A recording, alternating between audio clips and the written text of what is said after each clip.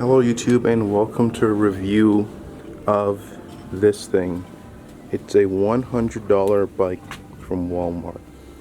It's a Huffy 26-inch mountain bike.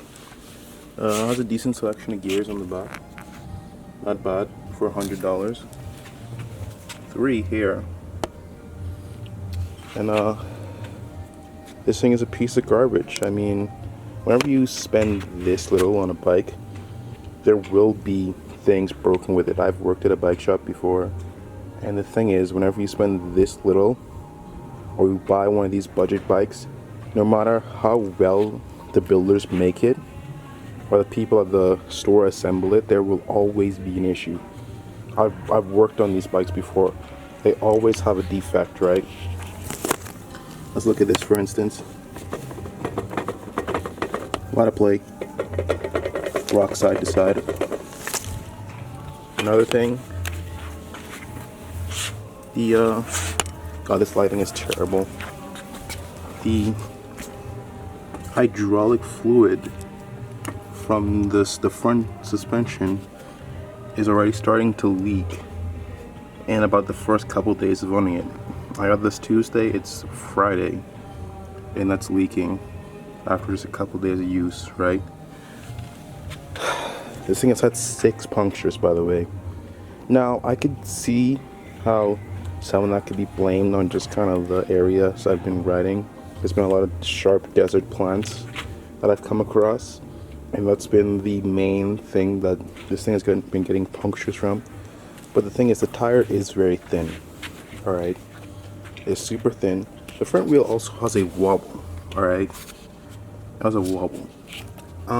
With these, you always have to be careful with how you tighten and loosen these nuts, because they can strip very easily because they're made out of poor material, very low quality metal.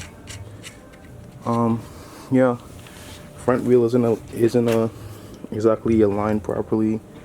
Rear wheel either. They both wobble, but it's not that big of a concern. The seat. Well, it's a bike that can fit someone as tall as 5'10". I'm 6 foot pretty much. And so, on my bikes, I like to push the seat back a little bit more in the seat post.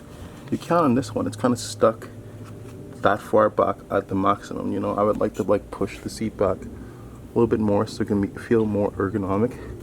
Also, you can see there's scrape marks. That's because the seat will twist and turn if you put enough force in it, right? Oh, good thing I'm doing this review. I almost left this on because I'm gonna return this today, get a refund. But yeah, the seat post will eventually work its way down, which takes away from the ergonomics. You have to lift it back up and retighten this latch.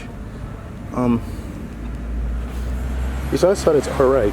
Usually when you get these bikes, the handlebar, because it's only tightened on by one screw, they usually slip and kind of slide around a little bit. Maybe that's a little bit more over time, but this bike has actually done a pretty good job of that. The brakes are alright.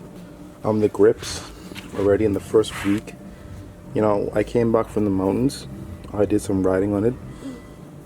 I really actually put it to the test in both the city and in the off-road a little bit, and the grips are starting to come off on my hand, and they're starting to leave black marks on my hand after a ride. So the grips are definitely very low quality. Besides that, was it worth the $100? I guess so. I mean, when you spend this little on a bike, you kind of assume that you're gonna get a lot. It did the job.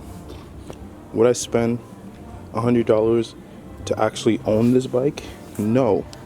I don't think it's worth it. I think you should spend a little bit more and get a proper bike. Even a used bike is better than this, you know. Just because it's brand new doesn't mean it's going to be better than a good used bike that's actually of top quality build, you know. This thing is a piece of trash, right? The tires are thin. The components are shaky. If I use this any longer, there's going to be more things that are going to start to break on it. It's going to give you issues, you know. So don't get this, right? go on Facebook Marketplace, get a nicer bike, and save your time. Because you want a bike that you can enjoy, not a bike that will give you headaches and will end up in a corner in your garage. Thank you for watching.